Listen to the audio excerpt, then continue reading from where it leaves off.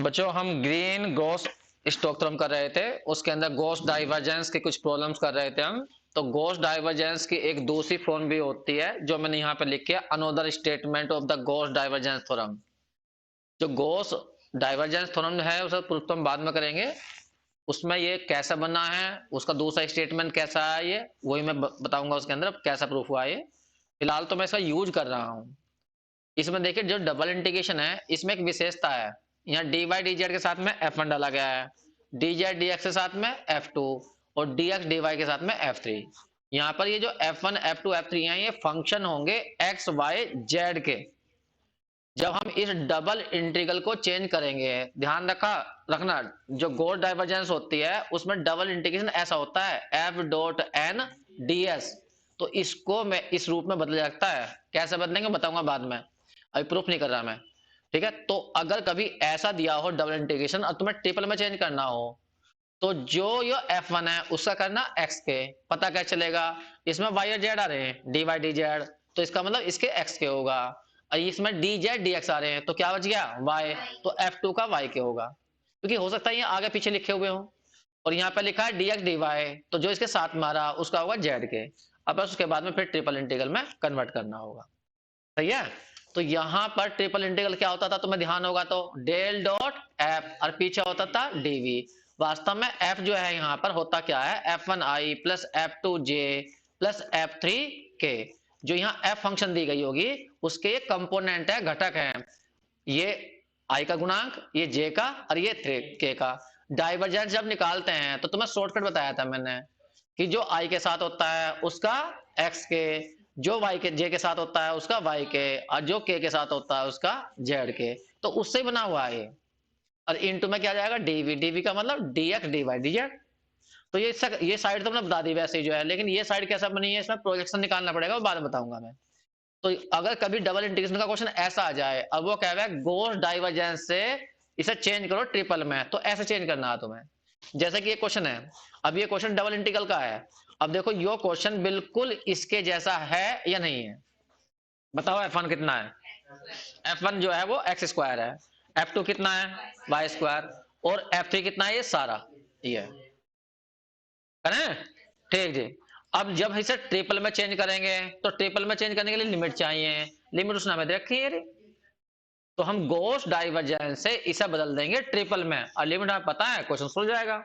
और मान लो इसमें कहीं पर इस क्वेश्चन में ये नहीं जिक्र किया गया कि तुम्हें गॉस डाइवर्जेंस का यूज करना है, कहीं जिक्र करा नहीं करा, तो फिर तुम इसको डबल से भी चेंज कर सकते हो। लेकिन डबल से करने के लिए तुम्हें सरफेस चाहिए, पृष्ठ चाहिए, पृष्ठ, क्योंकि ये पृष्ठ के अनुसार होगा। अब पृष्ठ जो दिया वो क्यूब का दिया, और क्यूब में होते हैं 6 पृष्ठ अलग अलग, तो सबकी इक्वेशन अलग अलग तुम्हें 6 बार सोल्व करना पड़ेगा। लेकिन मैं 6 बार सोल्व करने के चक्कर नहीं पड़ने का, मैं तो ठाक ऐसा कहे बदल दूंगा ट्रिपल में, और लिमिट भी मेरे सामने लिखी हुई है, तो लिमिट से सोल्व कर लूंगा सीधा। हाँ वो मजबूर कर देता कि नहीं भाई नहीं, इसको वेरीफाई करना गॉस डाइवर्जेंस को, तो डबल में भी करते हम और ट्रिपल में भी करते हैं। और डबल में सोल्व एक मतलब एक बार में नहीं होता यो, क्योंकि ये 6 बार में होता, जैसा हमने इससे पहले वाली वीडियो में किया था क्वेश्चन जो है। ठीक है, फिलहाल तो हम इसे सीधा ट्रिपल में चेंज करके और सीधा ट्रिपल से करेंगे, डबल में नहीं कर रहे हम। तो यहाँ पे हम कर रहे हैं इसका सॉल्यूशन, और हम लगा रहे हैं सीधी क्या, गॉस डाइवर्जेंस थ्योरम। तो गॉस डाइवर्जेंस थ्योरम कहती है कि अगर कभी तुम्हें इस टाइप का क्वेश्चन दिखाई दे जाए, D Y D Z plus K Y square D Z D X plus K 2z bracket में X Y minus K X minus K Y पीछे डी एक्स डी वाई, तो इसे तुम ट्रिपल में चेंज कर सकते हो। करके दिखाओ। किसका किया जाएगा, एक्स के, पहले वाले का किससे किया जाएगा, एक्स के। लिख देता हूं मैं, एक्स के करना है किसका, एक्स स्क्वायर का, जो dz dx के साथ में है उसका करना है y के, लिख दिया मैंने जिससे कि तुम्हें याद रहे। फिर z के करना है इस पूरे का, 2z ब्रैकेट में X Y minus K X minus Y का, और पीछे लिखना है dv लिख दीजिए, या dx dy dz लिख दीजिए। जरा करके दिखाना, इसका 2x हो गया, इसका 2y, इसका 2xy माइनस एक्स माइनस के y। बस अब तुम्हें लिमिट लेनी है और इंटीग्रेट कर देना, क्वेश्चन कंप्लीट हो जाएगा। अब यहाँ देखो 2x से 2x कट जाएगा, 2y से 2y कट जाएगा, तो केवल तुम्हारा क्वेश्चन इतना बच जाएगा। बस 1 मिनट रुक जाइए ना।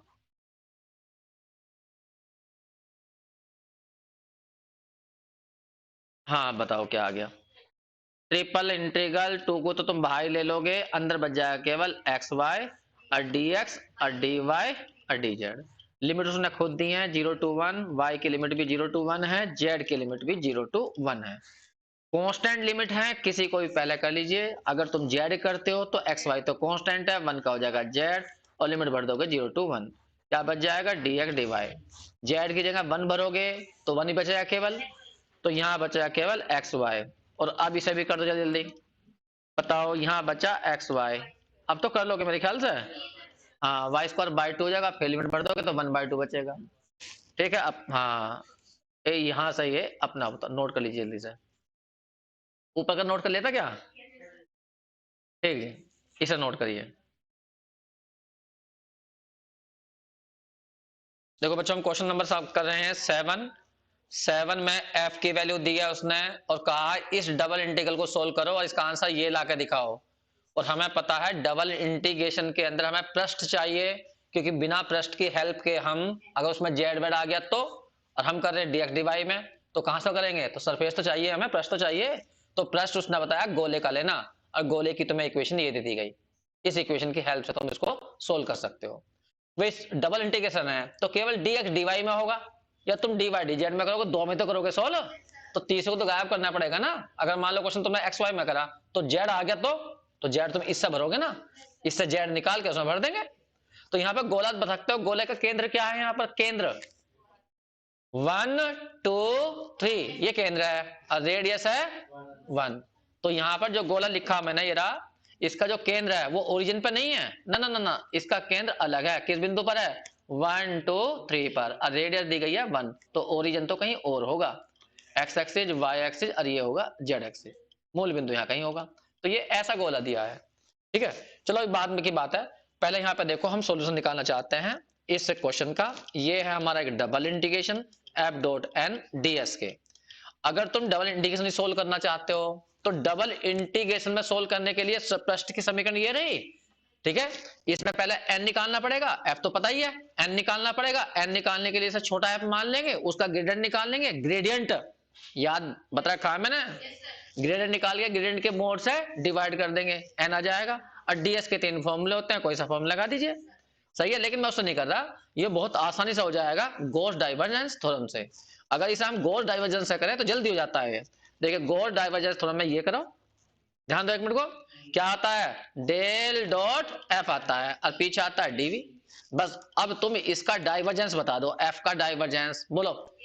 आई के साथ जो है उसका करो एक्स के, तो ए आ जाएगा। जो जे के साथ है उसका बी, और उसका क्या आ जाएगा सी। और ये सारे क्या है हमारे? Constant, D X D Y और डी जेड।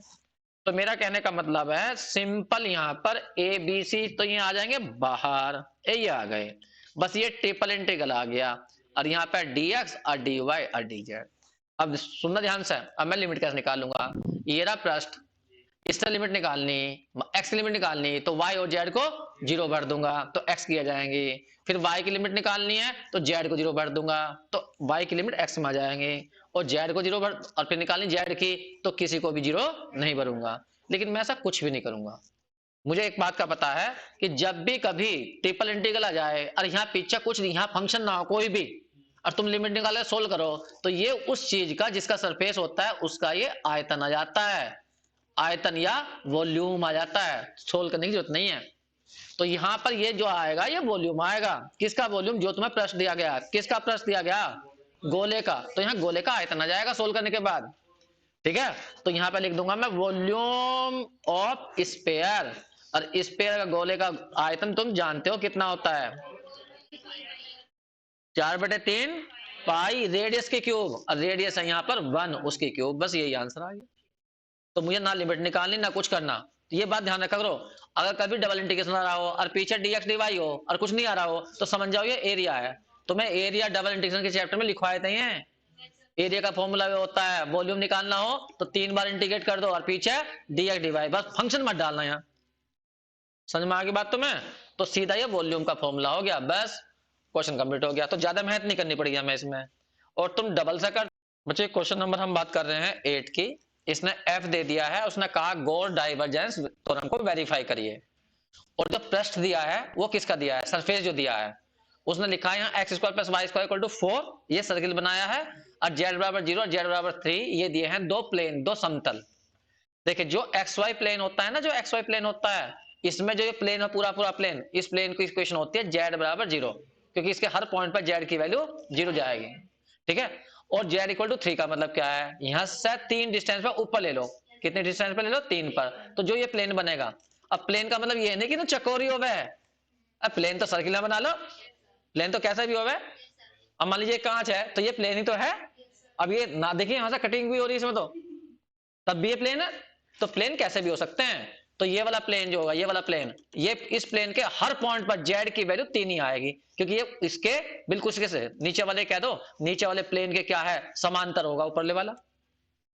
अरे ये जो ये सर्किल है ना, ये सर्किल जो नीचे वाला, ये भी एक्स वाई प्लेन में है। एक्स वाई प्लेन का मतलब ये नहीं होता कि केवल पॉजिटिव क्वाड्रेंट, नहीं, सारा ही एक्स वाई प्लेन कहलाता है, चाहे वो एक्स की नेगेटिव साइड भी हो और वाई की नेगेटिव साइड भी हो। तो सारा का सारा जो नीचे वाला सर्किल है सारा एक्स वाई प्लेन में है, तो इसकी समीकरण तो होगी जेड बराबर 0, और जो ऊपर वाला होगा इसकी होगी जेड बराबर 3, और जो कर्व वाला होगा जिसको जो वक्र के रूप में है उसकी समीकरण देखिए उसने X square plus Y square equal to 4। तो ठीक है, तो जो बीच में जो ये है तुम्हारा कर्व वाला, इसकी समीकरण रखी हो, तो इसका सेंटर क्या रखा है उसने, 0 0, ये रहा सेंटर यहाँ पर 0 0, और रेडियस कितनी रखी है 4, हाँ 2, तो ये दूरी 2 है, मतलब यहां से यहां तक की दूरी यो 2 है, सही है। तो तुम्हें यहां पर अगर तुम डबल में करोगे, डबल में बता रहा हूं मैं, तो ऊपर वाले में बताओ नॉर्मल क्या लेके चलोगे, इस वाले पे नॉर्मल, नॉर्मल लोगे ऊपर की ओर n, तो वो ले लोगे k, और जो नीचे वाला होगा नीचे वाले पे ले लोगे n की वैल्यू -k, सही है। और जो बीच वाला होगा इस पर नॉर्मल निकालने के लिए तुम्हें इसे f मानना पड़ेगा, और f मान के तब निकालना पड़ेगा, नहीं तुम ऊपर का भी निकाल सकते हो। ऊपर वाले प्लेन की समीकरण क्या है, z बराबर 3 है, ये रहा, इसका भी निकाल लो चाहे f मान के, f बराबर क्या जाएगा z-3, इसकी ग्रेडियंट निकाल लो, बताओ ग्रेडियंट कितनी होती है। पहले करेंगे x के 0 आएगा, फिर करेंगे y के 0 आएगा, z के करेंगे 1 आएगा, k आ जाएगा, फिर इसका मापांक से डिवाइड कर लो, इसके मापांक से डिवाइड करोगे तो कितना आ जाएगा इसका मापांक 1, तो n बराबर क्या आया, n बराबर आया del f upon mod of del of, कितना आ गया k बटे 1, कितना आ गया k, वही तो हम भी कह रहे हैं k आएगा, इन्हें समझ में नहीं आई, तो तभी तो k ही आया। तो मेरा कहने का मतलब है इसमें इतनी मेहनत क्यों करेंगे हम तो इसकी वैसे देख रहे हैं भाई, ये हमारा समतल जो है कैसा समतल है, ये समतल जो है जेड एक्सिस जो है इसके ऊपर क्या है, परपेंडिकुलर है, तो नॉर्मल जो होगा जेड एक्सिस के अनुसार होगा, तो इसलिए हमने n बराबर सीधा क्या भर दिया k, और नीचे वाले में आ जाएगा n बराबर -k, बीच वाले का हम इसे निकाल लेंगे। लेकिन मैं कर नहीं रहा, मैं तो बता रहा हूं तुम्हें, ऐसा करना हो तो तुम्हें डबल से, क्योंकि मैं वेरीफाई नहीं कर रहा, इतने क्वेश्चन आते नहीं है, तो तुमने गिनती करवानी है मुझे, तो इसलिए गिनती करवा रहा हूं मैं केवल, मैं करूंगा इसे ट्रिपल से, ट्रिपल से आसान हो जाएगा ये, बताओ क्यों, ट्रिपल में लिमिट तो पता है जेड की, एक्स और वाई की रहेगी, एक्स की लिमिट निकालने के लिए y 0 भर दूंगा, तो -2 से 2 तक आ जाएगी, और y की लिमिट क्या जाएगी, एक्स स्क्वायर उधर फेंक दो, तो 4 - एक्स स्क्वायर, तो y की लिमिट जाएगी अंडर रूट में 4 - एक्स स्क्वायर, तो प्लस माइनस में जाएगी, सही है। तो ट्रिपल से सोल्व करना आसान है, लेकिन वो वेरीफाई करने को कह रहा है, तो वेरीफाई करना मतलब यही होता है कि दोनों तरह से करो, डबल से करो ट्रिपल से करो। चलो फिर भी बता देता हूँ, जैसा तुम कहते हो वैसा करवा दूंगा, टाइम तो लगता ही है, बोलो दोनों करवाऊं, जो तुम कर सकते हो ट्रिपल कर सकते हो, ट्रिपल तुम कर लेना, डबल से मुझे करना है तो मैं वैसा कर दूंगा, मैं एक कर रहा हूं दूसरा तुम करना, डबल से मैं करूं, चलो जी आपात मोल मुझे लेनी है, चलो जिस चीज से मैं बचना चाहता हूं वही तुम बोलते हो, ये वाला सरफेस मैंने S1 कहा, ऊपर वाला S2 कहा, और जो बीच वाला है उसे मैंने S3 कहा, सही है, ठीक जी। देखिए ध्यान देना, पहले हम बात कर रहे हैं सरफेस S1 की, तो इक्वेशन बताओ, इक्वेशन मुझे बताओ सरफेस ऑफ S1 की कितनी आएगी, z बराबर 0 आएगी, तो dz का मान 0 हो जाएगा, n की वैल्यू -k हो जाएगी, लिख तो रखी हो रही, और क्या चाहिए ds चाहिए, तो ds का फॉर्मूला कौन सा लगाओगे, n में k आ रहा तो k वाला फॉर्मूला लगा लो, dx ओवर dy अपॉन में n डॉट k वाला फॉर्मूला, सही है। तो बताओ ds की वैल्यू क्या बैठ जाएगी, dx dy अपॉन में n डॉट k करोगे, k की वैल्यू k भरो, n की वैल्यू k भरोगे तो k डॉट k 1 होता है, लेकिन माइनस आएगा तो मोड लगा हुआ +1 बन जाएगा, तो ये आ गया ds की value dx over dy into dy, ये रही। अब बताओ डबल इंटीग्रेशन क्या होता है, F dot N D S होता है, लेकिन ये कर रहे हो तुम S1 से, तो S1 का फायदा उठाना तुम्हें। चलो बताओ एफ डॉट एन, एफ की वैल्यू कहां गई, ये रही। कलर चेंज कर दूं, व्हाइट कर दूं, एक मिनट रुक जाओ जरा।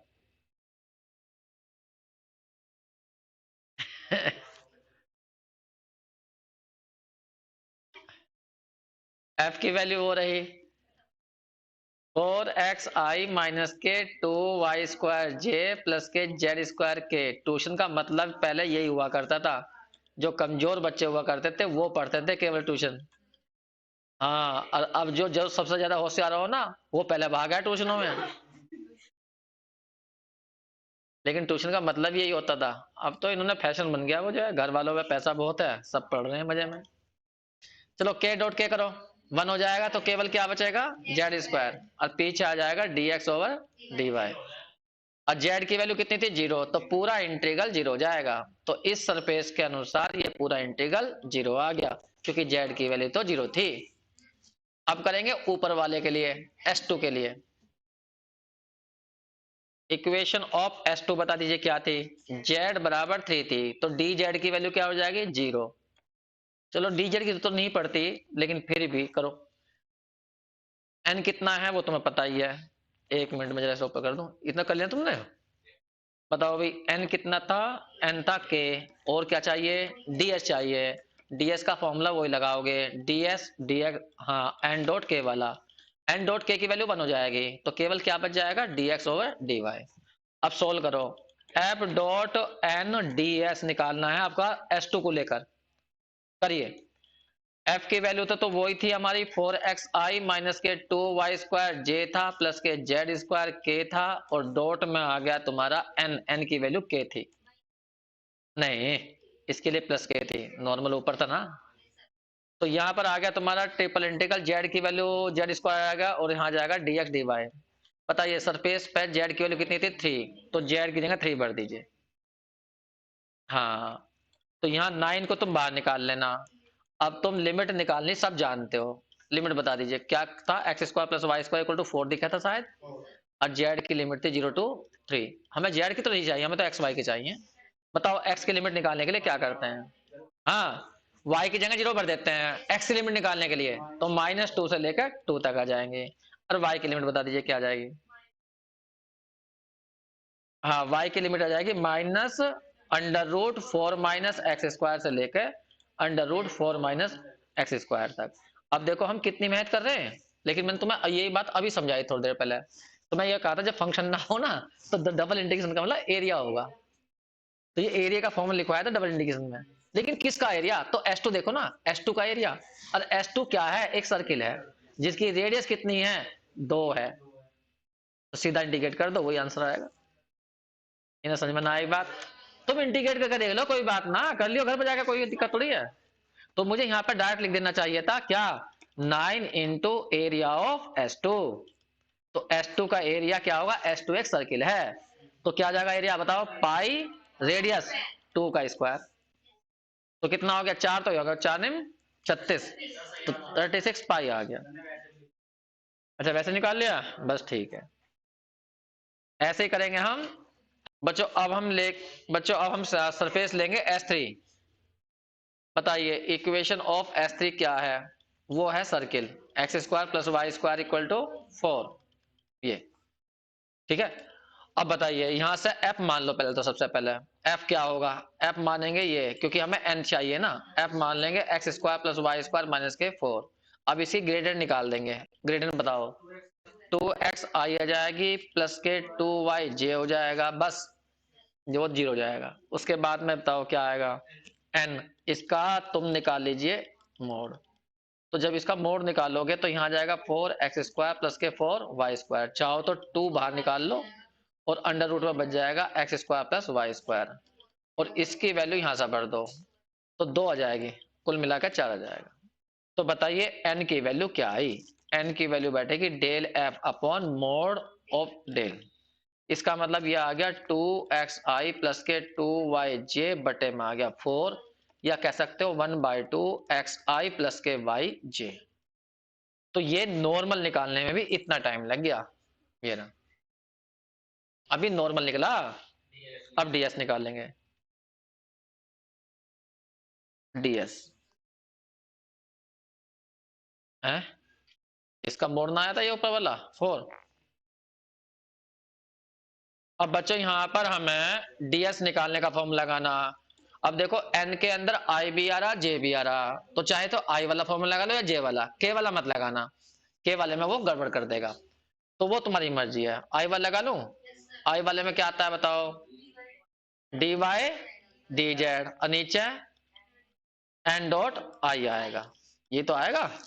ठीक है, तो डी वाई डी जेड ये रहा, और एन डॉट आई बताओ कितना बैठेगा? एन ये निकाला तुमने, और आई की डॉट करनी, एन बराबर था 1/2 एक्स आई प्लस के वाई जे था, और तुम्हें डॉट करनी है किसकी? आई की। तो आई की डॉट करोगे तो x/2 बचेगा है। हाँ, x/2 या 2/x कह दीजिए। चलिए, ये कुल मिलाकर तुमने सब चीजें निकाल ली हैं, बस अब फॉर्मूला भरना है, लिमिट लेनी है और इंटीग्रेट करना है। हाँ बताओ। हमें डबल इंटीग्रेशन करना है F dot N D S का, लेकिन S3 के अनुसार। चलिए जी, एफ की वैल्यू हमारी कितनी थी, मैं तो भूल गया फिर। X square plus Y square है, कैपिटल एफ हमारा था सरफेस जो वेक्टर दिया था 4xi। एक मिनट रुक जाओ। हाँ अब बोलो। 4xi माइनस 2y स्क्वायर जे जेड स्क्वायर के।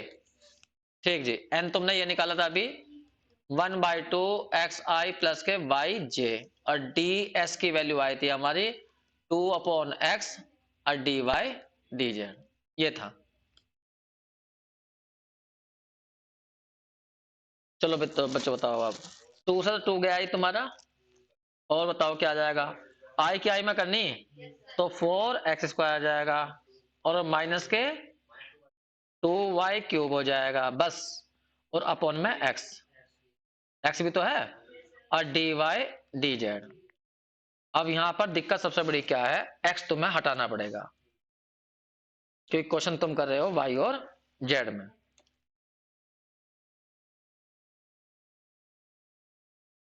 करें? अब देखो, इसकी इक्वेशन जो थी वो ये थी, इसका फायदा उठाइए, ये थे कितना 4, तो यहां से x की वैल्यू निकाल सकते हो तुम। तो x की वैल्यू आ जाएगी तुम्हारी 4 माइनस के वाई स्क्वायर का अंडर रूट, ये आ जाएगा। हाँ नीचे x भी था ना, इसका भी तो भरना पड़ेगा ना। हाँ दोनों का भर लो, वो तो एक ही बात है। चलो बताओ, ऊपर पहले ऊपर भर लो। 4x² की वैल्यू बताओ कितनी जाएगी? 4 माइनस के वाई स्क्वायर, और माइनस के 2y³ है, और नीचे ही भरना पड़ेगा। अंडर रूट में आ जाएगा 4 माइनस के वाई स्क्वायर, और पीछे है dy/dz। अब देखो सारा क्वेश्चन हमारा yz में आ गया। तो यहाँ तो बचे 16 है, और माइनस के 4y का स्क्वायर, और माइनस के 2y अलग अलग आएगा। 4y का स्क्वायर, ये तो काफी लेंथी बैठ जाएगा। एक काम ना करते, ऐसा करो क्यों, इसको अलग अलग जो तोड़ लो, इसके नीचे से ले आओ, तो इंटीग्रेशन थोड़ा सा अलग हो जाएगा। 4 माइनस के वाई स्क्वायर जाएगा, और 2y³ अपॉन हो जाएगा under root 4 minus K Y square. मैंने जानबूझ के ऐसा लिख लिया, ये लिख लिया।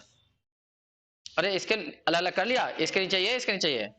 चलो जी, अब पहले तो मैं लिमिट बताओ मुझे y और z की। देखो z की लिमिट तो खुद रखी है, 0 to 3 है, अब तुम्हें y की लिमिट चाहिए। अब मैं तुम्हें बताता हूँ लिमिट। देखो ध्यान दो। हाँ, x² प्लस वाई स्क्वायर बराबर 4 है, हमें केवल y की लिमिट चाहिए, x की लिमिट नहीं चाहिए, तो y की लिमिट हम कांस्टेंट बना लें। क्या बना लें? कांस्टेंट। तो हम यहां पर पुट कर लें किसका, पुट कर लें x बराबर 0, तो y की लिमिट आ जाएंगी +-2। अब तुम बच्चे से बच्चा कहता है तो तुमने ऐसा कैसे कर लिया, अब तक तुम x की लिमिट कांस्टेंट बनाओते। ठीक है, जब हमें इसमें से हम लिमिट निकालते हैं तो एक लिमिट बनाते हैं कांस्टेंट, एक बनाते हैं एक वेरिएबल में, दूसरी बनाते हैं, तीसरी वाली बनाते हैं 2 वेरिएबल में, ये रूल होता है। तो किसी को भी कैसे बना लो, और जब हमें केवल y की ही चाहिए यहां से, तो y की ही लिमिट हमने कांस्टेंट बना ली। अच्छा एक बात सोचो, अगर मान लो इस क्वेश्चन में तुम ऐसा ना करते, जैसे तुमने यहाँ पे फॉर्मूला यूज करा है एन डॉट आई वाला, ये तो करा ना एन डॉट आई वाला, ये तुम एन डॉट आई वाला ना फॉर्मूला यूज कर एन डॉट जे वाला करते, तो इसमें डीएक्स और डीजेड आता, तब तुम्हें लिमिट कहीं की चाहिए एक्स की, तो तब भी तुम एक्स की लिमिट कांस्टेंट ही बनाते ना, वाई को जीरो भरते। समझ में नहीं आई बात तुम्हें? जब एक लिमिट निकालनी हो, चाहे एक्स की निकालनी हो वाई की, उसे कांस्टेंट बनाओ। दो लिमिट निकालनी हो तो एक को कांस्टेंट बनाओ और एक को वेरिएबल बनाओ, चाहे कोई से बना लो, कोई दिक्कत नहीं होती इससे। समझ में नहीं आई बात तुम्हें? जब तुम्हें केवल यहाँ लिमिट ही केवल एक्स की निकालनी है, वाई की निकालनी है, तो वाई की लिमिट कांस्टेंट बनाओ। भाई सोचो, कॉमन सेंस है, अगर तुमने वाई की लिमिट एक्स में बना ली वेरिएबल में, तो अभी तुम एक्स गायब कर रहे थे, फिर दोबारा से तुम क्वेश्चन में एक्स लाने लग रहे हो, इन्हें पता नहीं चल रहा। तो इसलिए क्वेश्चन में थोड़ा ध्यान रखा करो, जब दो लिमिट निकालनी हो तो एक कांस्टेंट एक वेरिएबल है, तीन निकालनी हो तो एक कांस्टेंट एक वेरिएबल में, और फिर तीसरी निकालनी है दो वेरिएबल में। बस किसी को भी कांस्टेंट बनाना, कोई फर्क नहीं पड़ता उससे। चलिए हमारी लिमिट गई -2 से लेकर 2 तक। अब ये इंटीग्रेट करना, तो पहले जेड की कर लें, कम से कम एक लिमिट तो खत्म हो जाएगी, क्योंकि जेड का यहाँ कहीं है ही नहीं, ये तो सारा हमारे लिए क्या रहेगा कांस्टेंट। तो 1 का क्या हो जाएगा जेड, और जेड में लिमिट भर देंगे 3, तो 3 बाहर निकल आएगा। समझ रहे हो तो मेरी बात को?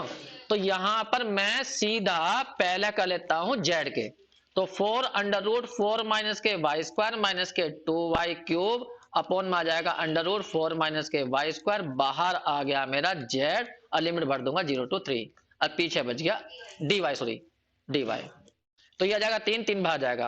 अब पूरे क्वेश्चन में ये बताओ, एक minute, 4 under root 4 minus K Y square, अगर तुम थोड़ा सा ध्यान दो, ये क्वेश्चन आसान किया जा सकता है, इंटीग्रेशन। हाँ क्या बात कही है, कौन सी फंक्शन और जा रही है, पहले या दो से? दो से वाली, क्योंकि इसमें वाई क्यूब आ गया। देखो लिमिट -a2 है, और इसमें देखो यहाँ, अगर मैं ऐसा थोड़ी देर के लिए समझाने के लिए ऐसा मान लूं, पूरी फंक्शन को मैं एफ वाई मान लूं, 2y क्यूब अपॉन कितने को, या 2 को भी छोड़ दो ना, under root 4 minus Y square को, अगर इसमें तो माइनस वाई की जगह माइनस वाई करोगे तो माइनस बाहर निकल ही आएगा ये रहा, और यहाँ हो जाएगा under root 4 minus Y square, तो इसका मतलब ये माइनस की एफ वाई बन जाएगी, तो सेकंड वाला इंटीग्रल 0 हो जाएगा। सही है, केवल पहले वाला बचेगा तुम्हारा। अब भी नहीं समझ में ना आया? 12 -2 से 2, और अंडर रूट में क्या बच गया 4 माइनस के वाई स्क्वायर, यहाँ डी वाई, और ये हो गया 3 छंग 3 दूनी 6 हो जाएगा। मैंने अलग अलग लिख दिया है तुम्हें समझाने के लिए, under root 4 minus K Y square और पीछे क्या डी वाई, तो मैं कह रहा हूं यहाँ पर ये ओड फंक्शन है, विषम फलन है, इसलिए ये इंटीग्रेशन 0 हो जाएगा। और ये वाला इवन फंक्शन है, क्योंकि इसमें y की जगह माइनस वाई करोगे तो कोई प्रभाव नहीं पड़ेगा। हाँ इस वाले में लिमिट डबल कर सकते हो, तो यहाँ पर लिमिट 12 दूनी 24 हो जाएंगे बाहर, तो और 24 होने के बाद लिमिट 0 to 2 बन जाएगी, और अंडर रूट, इसका तुम्हें फॉर्मूला आता नहीं होगा, याद है? बताइए क्या होगा इसका फॉर्मूला? हाँ बहुत बढ़िया, 24 तो बाहर, बोलो y/2 अंडर रूट 2 का square minus Y square plus a square का मतलब 2 square upon 2 sine inverse y upon 2, ये तो आएगा, और लिमिट भर दो 0 to 2, पूरे में y की जगह 2 भर के दिखाओ, आंसर देखो कितना बैठा। 24 तो बाहर चली रहा है, जब तुम 2 भरोगे यहाँ तो 2 भरने पे सारा 0 हो जाएगा, क्योंकि यहाँ पर 2 का स्क्वायर और ये 2 का स्क्वायर, ये हो गया 0 पहले वाला, और 2 से 2 कट जाएगा 1, साइन इनवर्स 1 कितने की वैल्यू होती है बताओ, π/2 की, तो यहाँ आ जाएगा 2 से 2 कट गया, तो 2 तो यहाँ है, इंटू में π/2 और आ जाएगा, और 0 भरने पे तो सारा 0 हो जाएगा। कुल मिला के आ गया यहाँ पर 2 से 2 कट गया, 24 पाई आ गया। ठीक है, तो हमने ये इंटीग्रेशन S3 को देख के करा। अब पूरे सरफेस का इंटीग्रेशन क्या बैठेगा, तो पूरे सरफेस का निकालना तुम्हें f.n और ds, पूरे सरफेस का s का, तो हम कहेंगे भी s को तोड़ लेंगे ना, s1 plus s2 plus s3, तो तीनों का आंसर निकाल के जोड़ दो, तो बताओ s1 वाला कितना आया था, 2 से वाला 36 पाई, इसका कितना आया 24 पाई, तो पूरे का आंसर कितना हो गया 8, 60 बैठ गया 60 पाई बस। तो ट्रिपल से यदि सोल्व करेंगे तो ट्रिपल से भी 60 पाई आना ही चाहिए, तभी आंसर बैठेगा ये। अब ऊपर से करो, ऊपर से उतारना है, एक मिनट रुको, तो कहां से बता देना मुझे, S3 वाले से